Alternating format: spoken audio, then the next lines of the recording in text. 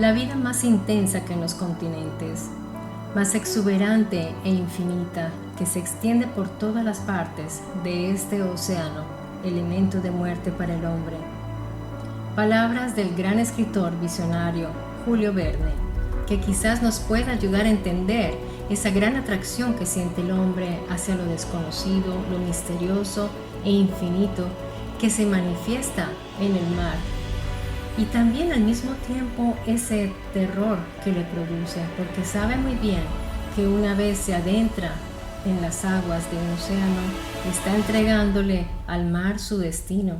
Una expedición al Ártico en aquella época, estamos hablando de la época victoriana, es perfectamente comparable con un viaje a la luna en una nave de madera, de grandes vigas de hierro, roble. Y en una de esas grandes bestias de madera, el capitán Sir John Franklin se dirigió hacia uno de los lugares más crueles e inhóspites de la Tierra, hacia un destino tan ominoso que quedó registrado en la historia naval para siempre. Acompáñame para que conozcas el helado y misterioso destino final de 129 hombres de mar.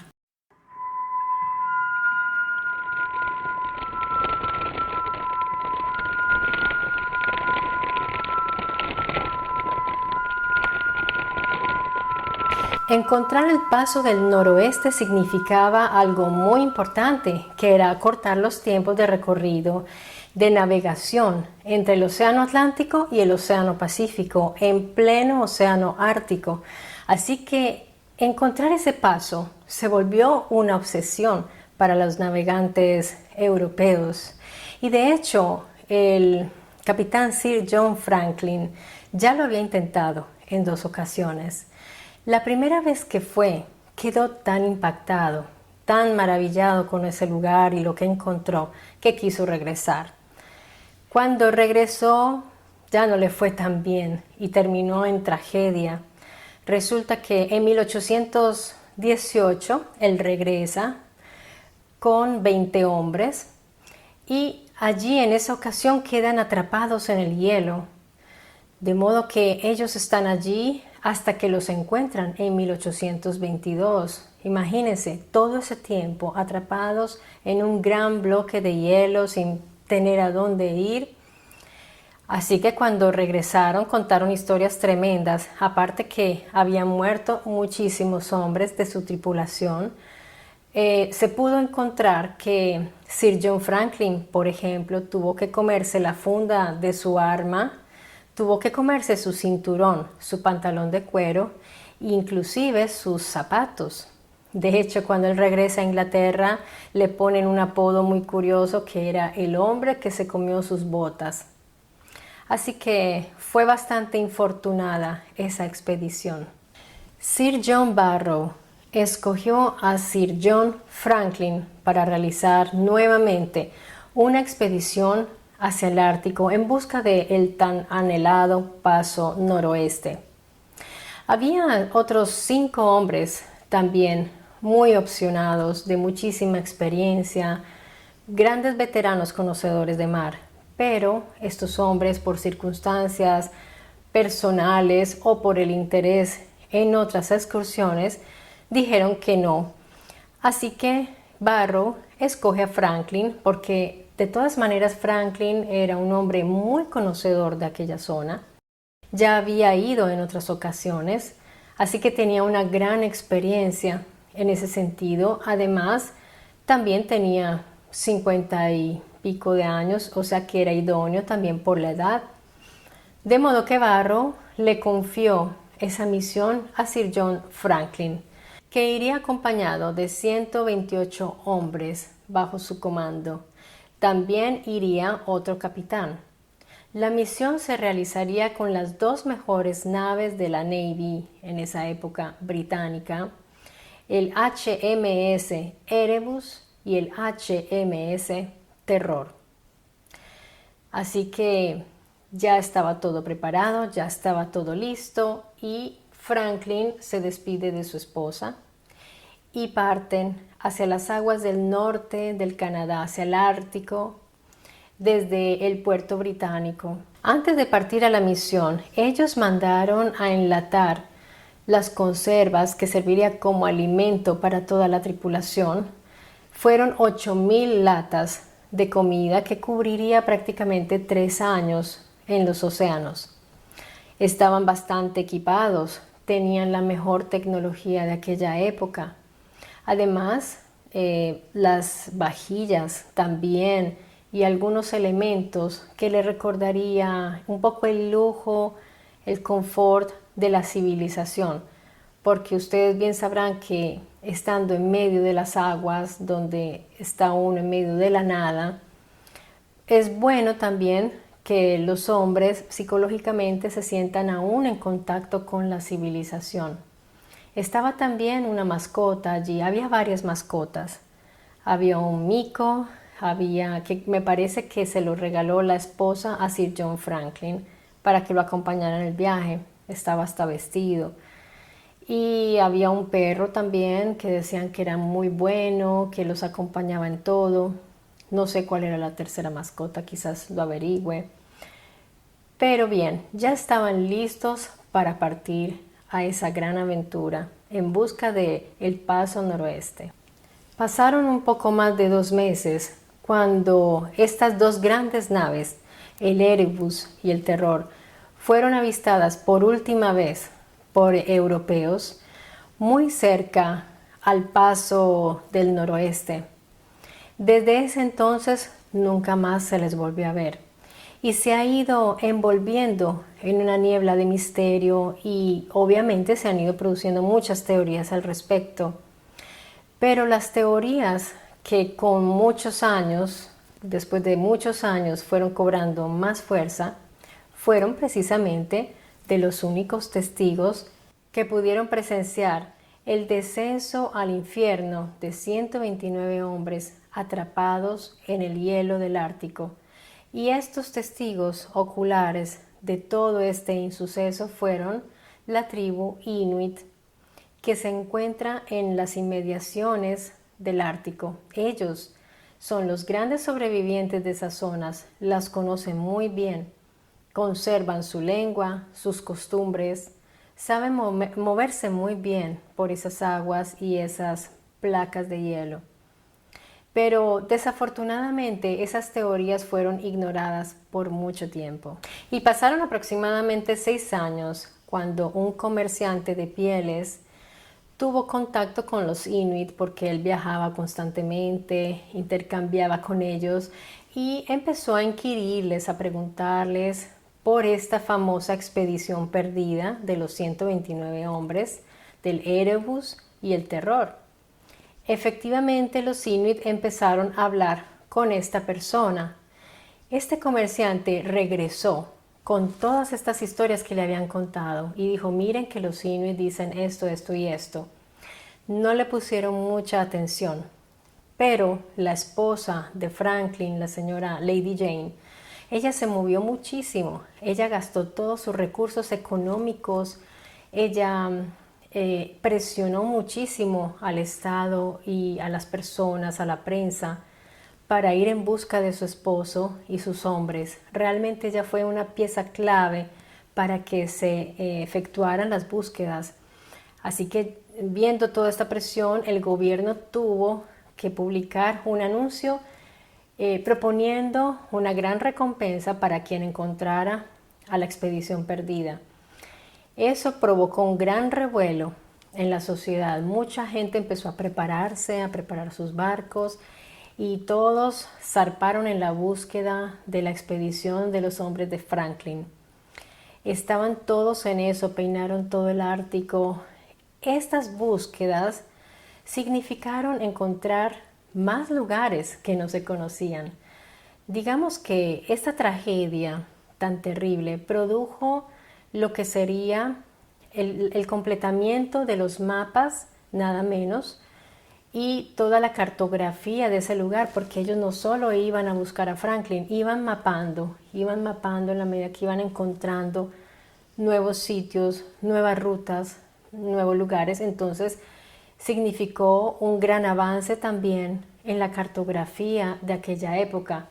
De hecho, esos mapas se usaron hasta hace muy poco.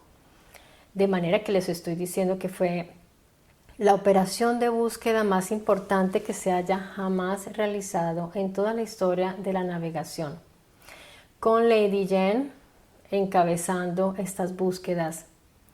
Dicen los pescadores que esta pobre mujer, cuando estaba durante las búsquedas en una de las rutas, ella lanzaba oraciones al mar para evocar a su esposo, para mandarle todo su amor a él. Eso, digamos, que conmovió muchísimo a la sociedad de aquel momento. Y se llegó a decir que Lady Jane había logrado lo que no había logrado ni siquiera el Estado. Ella movió todas esas masas de toda la institución y las personas que colaboraron en esas búsquedas. Ya se pueden imaginar entonces el gran prestigio que ella ganó, que desafortunadamente perdió a su esposo. Pero hasta en esos lugares tan inhóspitos, tan desolados y poco explorados, allí encontraron su hogar muchas tribus que lograron sobrevivir a esas grandes temperaturas. Imagínense que en los días más calurosos, allí el clima en esas zonas es de menos 10 grados. Así que imagínense el friecito que hace allí. Es impresionante. Resulta que este comerciante siguió hablando con los Inuit y a pesar de que no le pusieron mucha atención, él siguió investigando, siguió preguntando porque tenía buena comunicación con estas personas. Los Inuit le fueron contando que ellos lograron ver a unos hombres blancos en unas grandes naves que empezaron a volverse locos, que empezaron a tener un comportamiento muy extraño.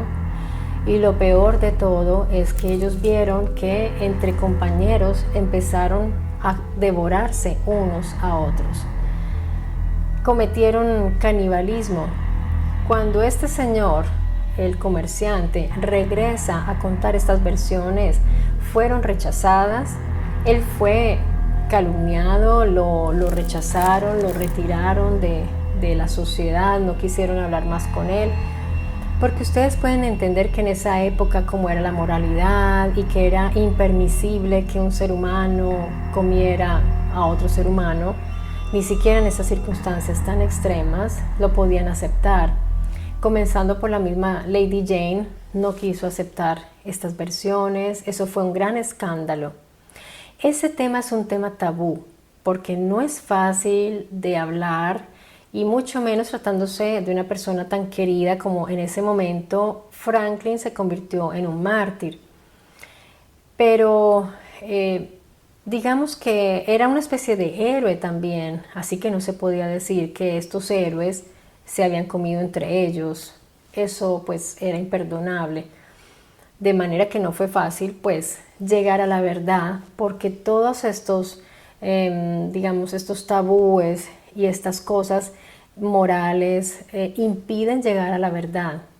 Y además de las narraciones tan interesantes que los Inuit pudieron compartir con este señor, tenían también pruebas, porque ellos le empezaron a mostrar reliquias de estos navegantes, de los marineros. Empezaron a mostrarles que tenían objetos, prendas de vestir, o sea, que ellos fueron, miraron y fueron cogiendo cosas y las fueron guardando como reliquias para sus narraciones. Miren qué interesante esto. Estos pueblos que observan al hombre blanco, cómo va perdiendo la razón. Saben, cuando sucede algo así, es como si se formara una especie de micro sociedad, porque ellos están en medio de la nada, no tienen dónde ir, no se pueden mover, porque el único lugar seguro, donde están a salvo, donde está la comida, donde está todo, cualquier recurso, es el barco en ese momento. Afuera están las bestias, está el frío, el hielo, está la muerte afuera. De modo que ellos se quedaron en un principio allí. Y el ser humano, al inicio, en su instinto de supervivencia, es un instinto colectivo, lo que yo llamo un instinto de supervivencia colectivo, porque se ayudan entre sí. O sea, al inicio todos tratan de protegerse porque inconscientemente, porque nosotros somos animales, nosotros sabemos que juntos nos podemos proteger y así nos garantizamos alargar nuestra vida. Y si hablamos en términos antropológicos, nuestra especie y todo esto, eso es una cosa dentro de nuestro subconsciente. Pero cuando las cosas se van poniendo peludas, difíciles, oscuras y más complicadas, allí ya las personas empiezan a primar, allí empieza a primar es el instinto individual de conservación, de autoconservación, de supervivencia. Y ahí es cuando sale la bestia, porque allí ya es yo contra ti y contra el que haya. De manera que eso seguramente fue lo que empezó a suceder. Cuando fueron encontrados los buques, cuando finalmente empezaron ya a encontrar pistas, porque este señor que trabajaba como comerciante empezó a encontrar también, ya gracias a los inuit y sus guías, ya encontró una tumba, entonces ya le pusieron atención y dijeron, no, este está en serio. Y parece que esta gente sí sabe de lo que está hablando. Empiezan a encontrar tumbas, cosas, montículos. Encontraron un montículo de piedras. Miren qué interesante esto. Había ahí una nota de uno de los de la tripulación, donde decía que al capitán Franklin ese día lo atacó una fiera blanca que parecía un oso. No dijo que era un oso, dijo que parecía un oso y que le había arrancado la pierna y luego lo había lanzado en un hueco. Y finaliza con una expresión que me parece estremecedora. Dice, hoy no fue un buen día. ¿Se pueden imaginar las cosas que vieron estas personas que vivieron? Y allí, cuando ya van encontrando los cadáveres, se van dando cuenta que ellos mueren de muchas cosas. Mueren de hipotermia, de enfermedades que vienen del frío y de la falta de vitamina C, el escorbuto, que es terrible. Es una muerte lenta, agónica, el cuerpo se va debilitando y bueno, van sucediendo unos procesos muy dolorosos, muy terribles. Pero hay algo muy curioso. Cuando ya ellos ya encuentran las naves, los barcos, primero encuentran el Erebus. Es el primero en ser encontrado.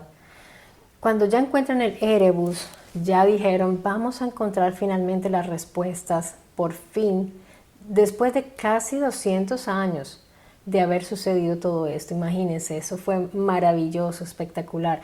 Pero es que las aguas del Ártico se han ido derritiendo, ya no es igual, ya no es como antes que la primera vez que fue navegada a esa zona fue porque entró un destructor de hielo, creo que fue los años 90. Imagínense, antes de eso ellos iban con estos barcos y fuertes y todo, pero o sea, no eran barcos para romper hielo. Y en esa época el hielo era absolutamente saldo, era grueso. Ahora eso es agua, amigos. Ya prácticamente ustedes han visto esos videos donde un oso polar salta, pobrecitos. O sea, es preocupante lo que está pasando allá en el Ártico, en esas zonas. Pues bien, encuentran los barcos, encuentran el Erebus. Entonces la emoción, porque van a encontrar respuestas. Pero es muy curioso porque encontraron algunos cuerpos muertos por inanición, porque hicieron exámenes científicos, murieron de hambre al lado de las latas sin tocar. Las latas cerradas intactas. Dijeron, no, aquí pasa algo raro, hay que mirar qué fue lo que pasó. Pues bien, abrieron las latas y se dieron cuenta que abrieron también los cuerpos y se dieron cuenta que estaban llenos de plomo, contaminados de plomo. Habían muerto por intoxicación o envenenamiento con plomo. ¿Qué fue lo que pasó?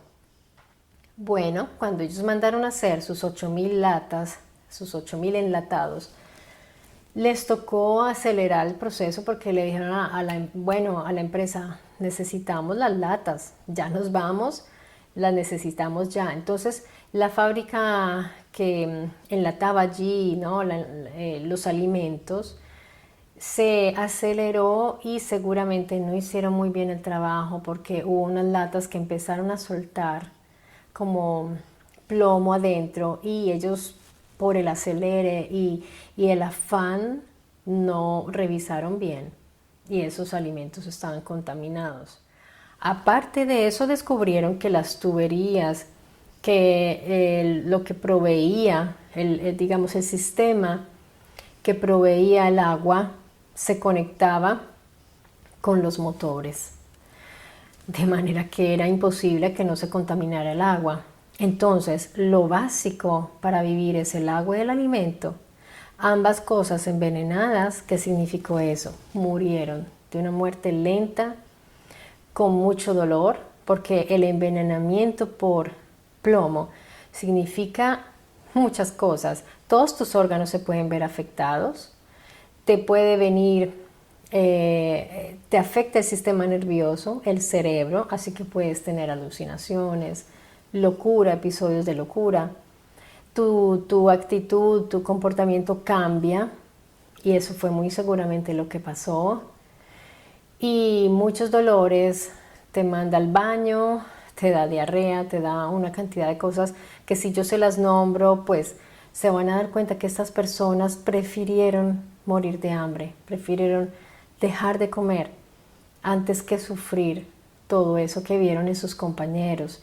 Los primeros seguramente fueron los que fueron muriendo así. Y se dice porque encontraron en los cuerpos ya la prueba de que sí hubo canibalismo. Encontraron huesos con marcas como cuando se usa cuchillo, así que ya era innegable que se habían comido unos a otros también, en algunos casos, en algunos huesos. Pero luego van encontrando momias, unas momias muy bien conservadas, increíblemente conservadas, pues en esas temperaturas, imagínense. Eso fue un hallazgo muy importante. Fueron encontrando tumbas también y sobre todo las notas, los diarios, donde ellos pudieron notar que los primeros meses fueron magníficos, todo bien, todo tranquilo y van viendo cómo se va eso cambiando, cómo va llegando la angustia, cómo va llegando la desesperación, la desesperanza.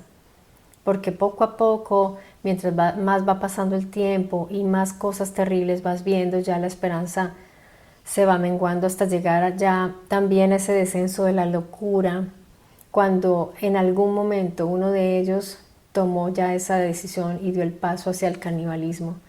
Según los inuit se atacaban vivos, o sea, no era que ellos le saltaban al otro y ya, de la desesperación. Empezaron por comerse sus zapatos, sus cosas. Hicieron fuegos también con los huesos de los cadáveres para calentarse, buscando calentarse también. Encontraron zonas de los barcos que estaban quemadas.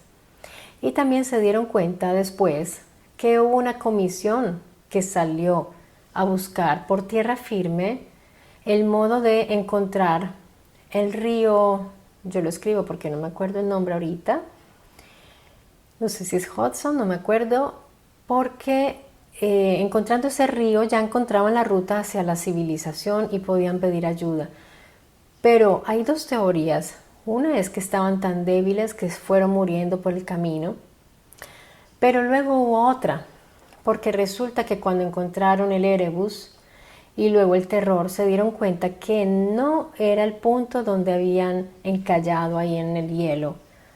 Los barcos estaban lejos del lugar donde habían quedado atrapados. ¿Eso qué significa? Se habían movido. ¿Por qué?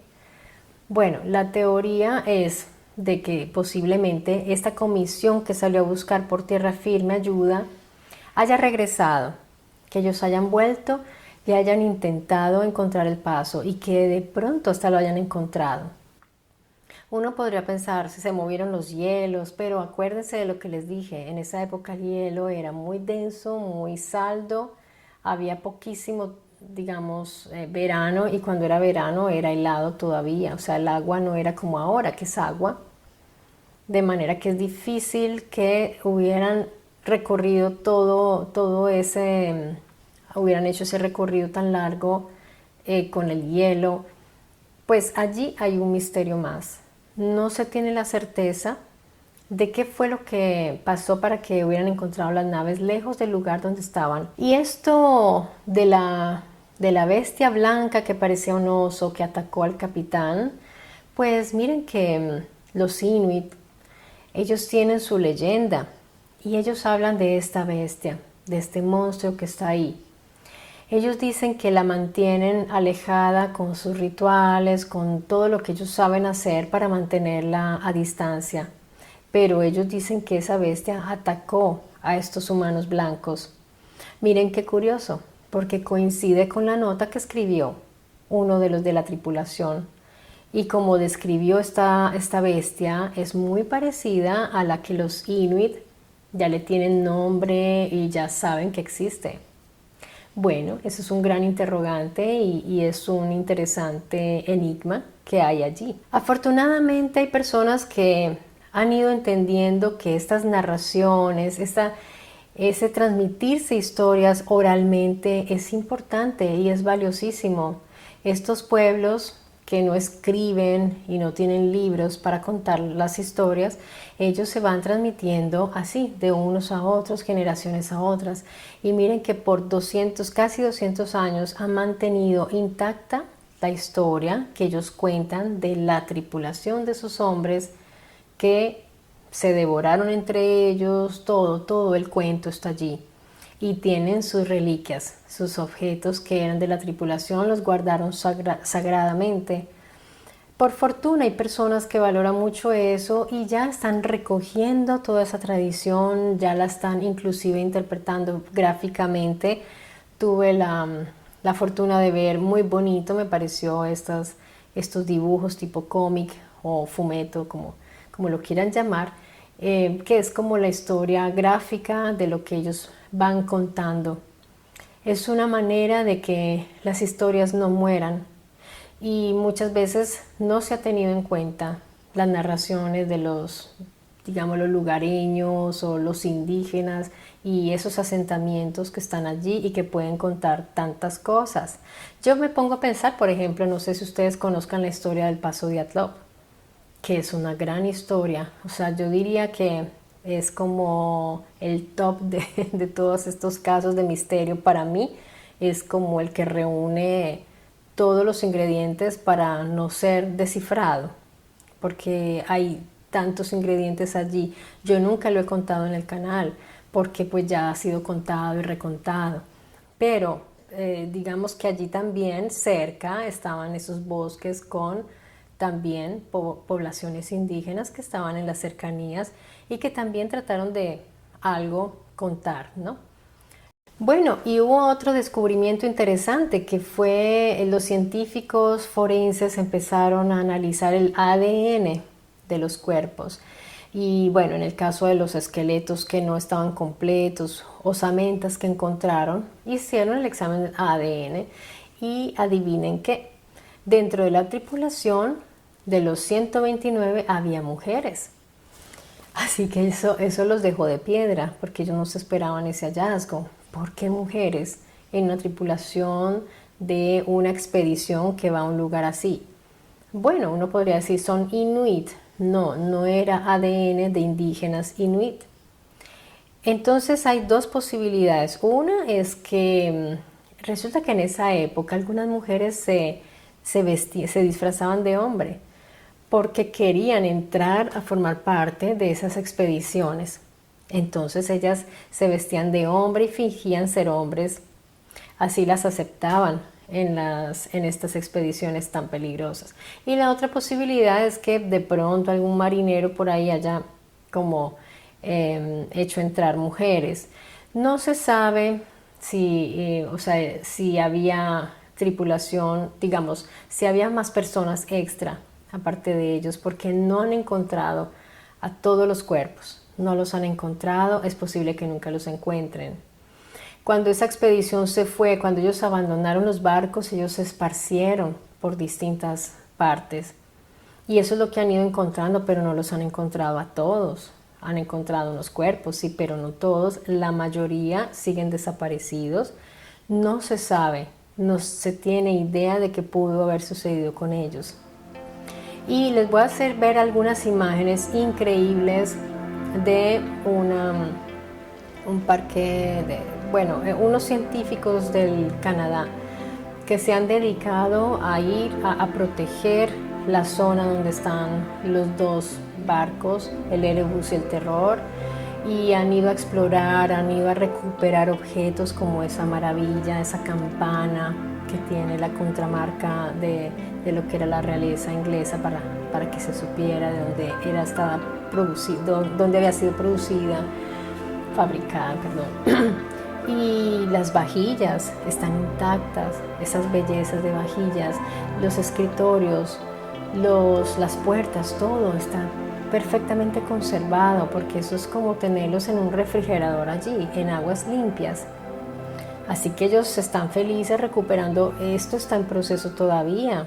Puede haber más sorpresas, puede haber más hallazgos y más noticias. Yo les he reunido gran información, gran parte de la información, porque esto, imagínense, esto sucedió en 1854 y hasta el día de hoy todavía siguen dando noticias estos 129 hombres de la expedición Franklin. Es una historia maravillosa. Es una tragedia, pero con el tiempo se ha ido encontrando también que de las tragedias a veces también se producen grandes cosas. Por ejemplo, esas búsquedas impresionantes que se hicieron, que nunca en la historia se había visto ni se ha vuelto a ver. Una búsqueda masiva de la manera que lo hicieron ellos. La mapatura se completó, se pudo realizar toda la zona, se pudo cartografiar absolutamente, eso fue muy importante. Así que tendríamos que agradecerle a todas esas personas que se dedicaron tanto a las búsquedas como a la cartografía y todo. Bien, ya llegamos al final de esta increíble historia. Si quieres opinar, si quieres contarme algo, déjame en los comentarios, que yo siempre estoy muy pendiente. También quiero oír tus opiniones. Si tienes alguna sugerencia para que el canal pueda mejorar, yo estoy siempre pendiente de lo que me puedas comentar. Y recuerda que aquí en mi Story Channel hay una cita con las historias y el misterio. Así que yo te mando un fuerte abrazo, cuídate mucho y hasta pronto.